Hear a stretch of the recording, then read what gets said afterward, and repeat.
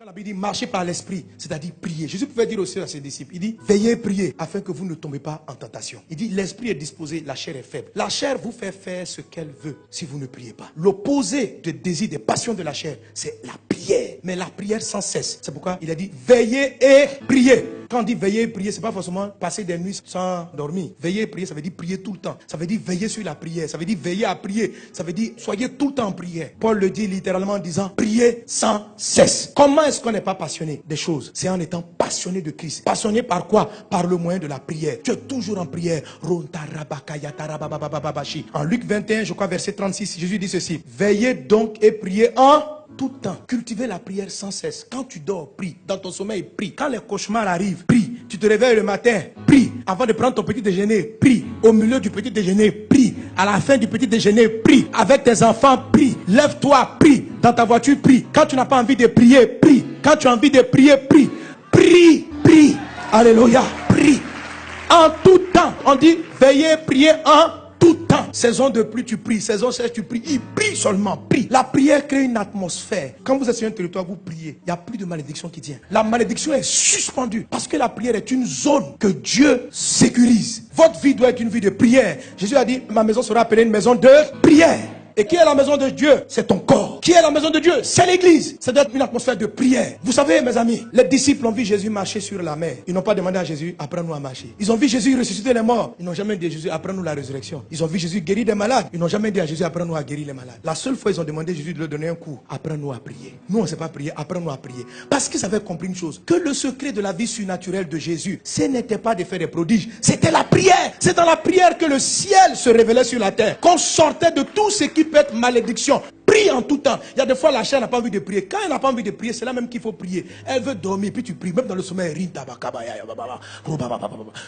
tu pries. Tu te réveilles, tu es en forme, tu pries. Tu as sommeil, tu pries. Prie. Prie. Ne justifie rien. Les disciples disent on a sommeil. Jésus dit je m'en fous. Priez. On dit mais nous on a sommeil. Laisse-nous dormir 30 minutes. On ne dort pas. Priez. Il dit mais comment on va faire? Il dit la chair est faible, l'esprit est disposé. Donc priez. Priez en langue. Priez en esprit. Prie. Dis à ton voisin prie. Tous les hommes spirituels, tous les gens de victoire prient. Et c'est la prière qui prend le temps, qui amène tous ceux qui sont dans votre entourage à être sous bénédiction. C'est comme ça que vous faites transiter la bénédiction qui est en eux. Quand vous priez, les gens qui travaillent avec vous, votre mari, si tu pries, la malédiction ne peut pas le toucher. Quelles que soient les réclamations de ses parents, toi ta maison est devenue une maison de prière. Lui il a un problème dans sa vie. Ton chauffeur, tu pries dans les voitures que tu achètes. Tu pries dans ton magasin. C'est la chair qui va te dire, il ne faut pas prier, que les gens vont te prendre pour un fou. Quelle affaire de fou. Prie, sois fou même, prie. Ta nouvelle boutique tu ouvres, tu dis les gars on commence par la prière.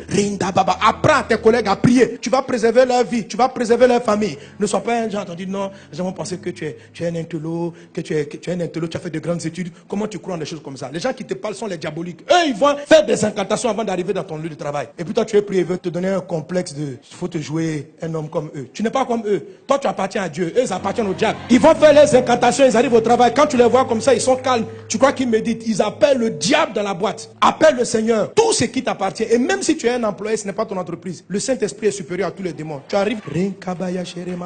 Tu vas paralyser la malédiction qui est sur la société. Tu vas paralyser. Tu vas changer la tendance des choses. Créer l'atmosphère de prière. La prière est une communication avec Dieu. La prière est le câble qui vous connecte au ciel. Alléluia. C'est un câble. Il faut savoir adresser la prière. Écoutez mon message sur 7 étapes pour une vie de prière de victoire. J'explique tout. La prière permet aux anges de monter, de descendre. La prière fait descendre le ciel sur la terre. La prière suspend toute malédiction dans un environnement donné. Amen. Si tu pries que tu vois la malédiction frappe encore, augmente ta prière. Augmente seulement. À un moment donné, elle va renverser la situation. Si une maladie persiste dans ton corps, prie, prie, prie, prie, prie, jusqu'à elle va partir. Prie. Pierre avait une réclamation. Jésus dit, j'ai prié pour toi. La réclamation va plus avoir son effet. Donc il a régné, il est revenu à Jésus. Satan n'a pas gagné. La prière a sorti l'apôtre Pierre d'une réclamation satanique. La prière va sauver vos collègues. La prière va sauver votre conjoint. La prière.